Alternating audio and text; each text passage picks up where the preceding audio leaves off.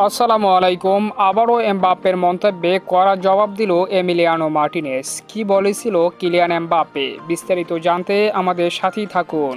আর কিছুদিন পরেই শুরু হতে যাচ্ছে ফুটবলের ঐতিহ্যবাহী দু মেজর টুর্নামেন্ট কোপা আমেরিকা ও ইউরো। আসন্ন এই টুর্নামেন্টকে ঘিরে ফুটবল পাড়ায় চরম উত্তেজনা। কেউ এগিয়ে রাখছে ইউরোকে, আবার কেউ এগিয়ে রাখছে কোপা আমেরিকাকে। সাম্প্রতিক ইউরো নিয়ে প্রশ্ন করা হয়েছিল কিলিয়ান এমবাপ্পেকে। স্পষ্টভাবে কিলিয়ান এমবাপ্পে তিনি জানিয়ে দিয়েছেন তার কাছে বিশ্বকাপের থেকেও ইউরো কঠিন। অর্থাৎ বিশ্বকাপের থেকেও ইউরো জেতা কঠিন বলে মন্তব্য করলেন ফরাসি তারকা কিলিয়ান এমবাপ্পে।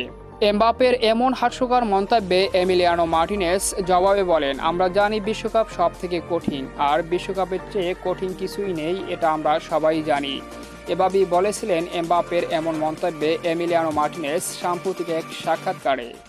তো সম্মানিত ভিউয়ার্স বন্ধুরা, আপনার কাছে কোনটা সেরা, ইউরো, কোপা আমেরিকা নাকি বিশ্বকাপ? অবশ্যই কমেন্ট করে আপনার মতামত জানিয়ে দিন কমেন্ট বক্সে।